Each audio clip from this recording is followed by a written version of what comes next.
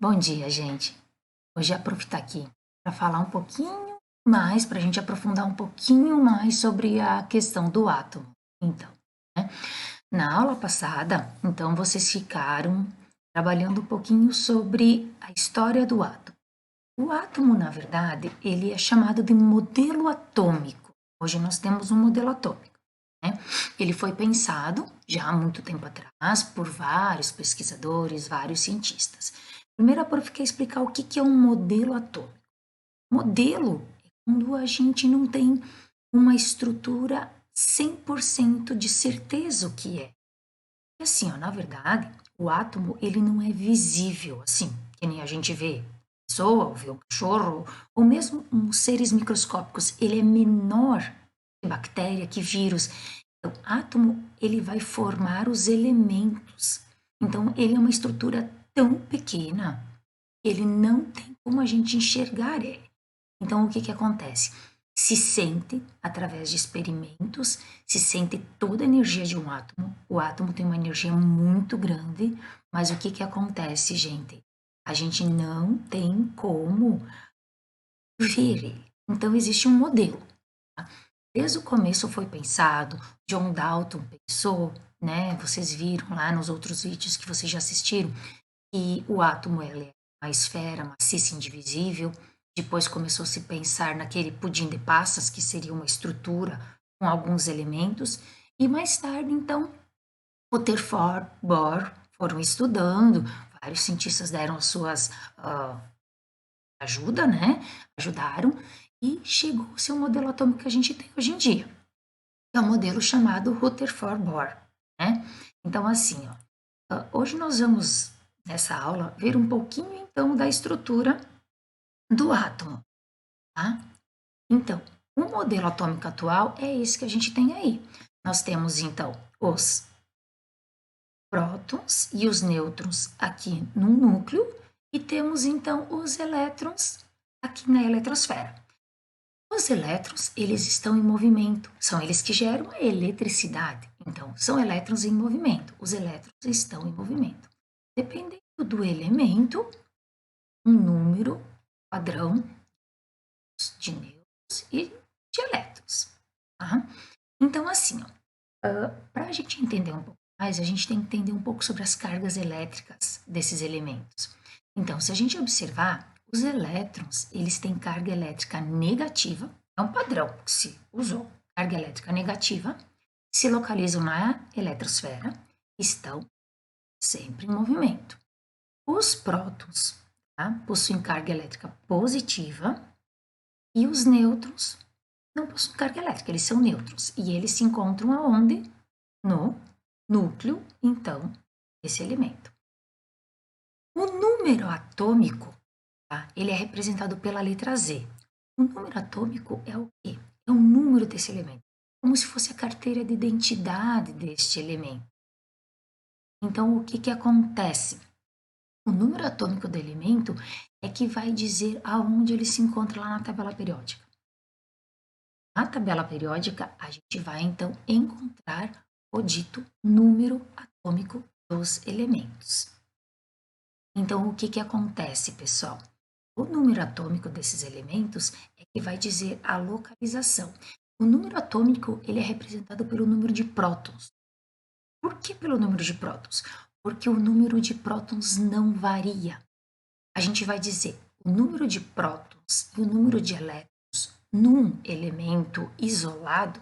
Muito difícil a gente encontrar elementos isolados porque eles estão sempre se ligando na natureza para formar novos elementos. Então, se esse elemento eu pudesse pegar ele bem isoladinho, eu pego um elementozinho, tá? Um átomo de carbono. O número de prótons e o número de elétrons é o mesmo. Para o quê? Para que ocorra, então, uma estabilidade elétrica. Ele está em equilíbrio elétrico. Prótons, positivo, elétrons, negativos. Eles estão estáveis. O número atômico, ele é representado pela Z, que está aqui, que é o número de prótons. Porém, num elemento isolado, o número de elétrons também é o mesmo. Depois nós vamos ter o número de massa. O número de massa não quer dizer que é a massa total do átomo. é uma representação. Só que o que acontece? Para mim encontrar o número de massa, que é representado por A, eu vou somar somente prótons e nêutrons. Por quê? Os elétrons são partículas muito menores ainda que prótons e nêutrons, ou seja, 1836 vezes menor. Como se eu colocasse lá numa balança um elefante e uma pulga. A diferença, a pulga não vai servir para nada. Então a gente não soma, na verdade, o que o número de elétrons não é somado. Tá? Muito bem. Como é que eu vou encontrar isso aí? Vou fazer uma continha. Vamos pegar o sódio como exemplo. O sódio, número atômico 11. Ele tem 11 prótons, então. Prótons. 11 elétrons. Elétrons. E ele tem 12 nêutrons. Encontrar um número de massa é muito fácil. Eu vou somar os prótons e os nêutrons. Prótons, 11. Nêutrons, 12. 23. Número de massa, 23. Tá? É dessa maneira. Aqui nós temos um número exato. Se vocês olharem na tabela periódica, muitas vezes a gente vai encontrar números decimais, números quebrados que a gente diz, tá? Mas quando a gente trabalha com essas contas aqui, a gente arredonda, então, um número exato, tá?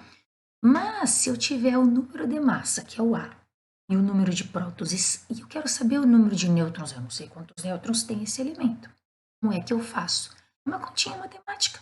Então, se número de massa igual ao número de prótons mais nêutrons, eu tenho o número de massa 23. Eu tenho o número de prótons 11. Então, vai ser o quê? 23 menos 11, quer dizer, eu tenho 12 nêutrons. Sempre dessa maneira. É essa continha que a gente faz, uma continha bem simples. Tá? Outra coisa que a gente tem, outra característica do átomo, são os íons. Isso é bem importante. Tem a ver com cargas elétricas. Se por um acaso esses átomos aqui, qualquer átomo, ferro, magnésio ou chumbo, todos que estão lá na tabela periódica que foram descobertos até hoje em dia, perder ou ganhar elétrons, ele vai ficar elétrico estável. Por quê?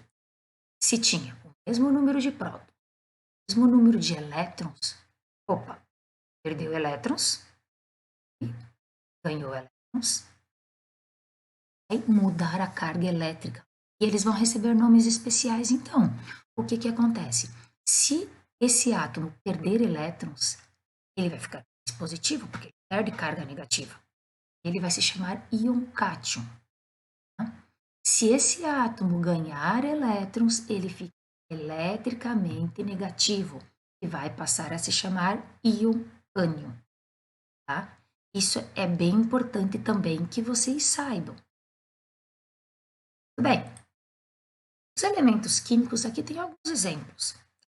Então, nós temos o número atômico, que é bem importante.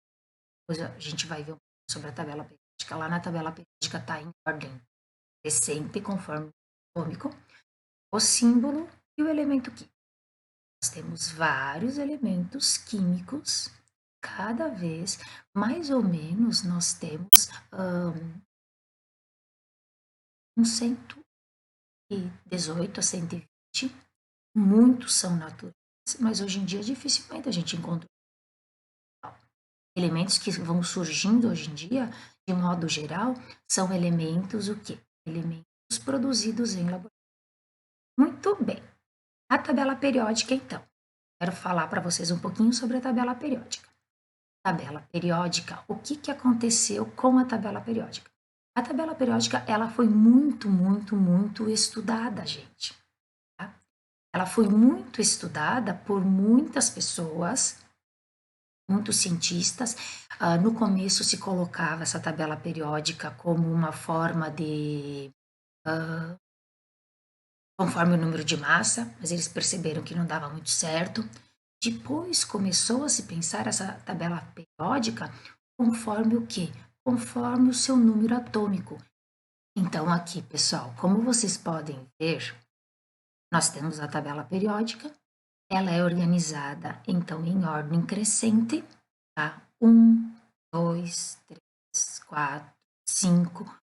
Conforme, tá, o seu número atômico, nós vamos ter vários elementos, tá? Dependendo da cor, eles são elementos metais, não metais, gases nobres. Então, nós temos toda essa situação da tabela. A tabela periódica, ela é muito utilizada hoje em dia. Tem algumas pessoas que dizem que, quem sabe, um dia vai ser utilizada outras coisas, mas por enquanto é o que nós temos, é a tabela periódica, tá? Então, a tabela periódica dos elementos, elas são muito importantes. Elas têm, a tabela periódica, ela tem 4 grupos principais: o hidrogênio, os metais, tá? Nós temos os não metais e os gases nobres. Os gases nobres, eles são os elementos que mais facilmente eles podem ser encontrados isolados na natureza. Os outros, dificilmente. Os elementos, eles precisam se ligar para ficar estáveis. Ficar estáveis novamente, estar com as suas camadas atômicas completas. Pessoal, era isso. Eu gostaria que vocês dessem uma boa olhada nesse vídeo. Se precisar, voltem, revejam, olhem novamente, tá? E fiquem bem, se cuidem, fiquem com Deus e procurem estudar, procurem se organizar e que, se a gente voltar esse ano ou não voltar, a gente possa se encontrar ainda, tá? Fiquem bem, beijos.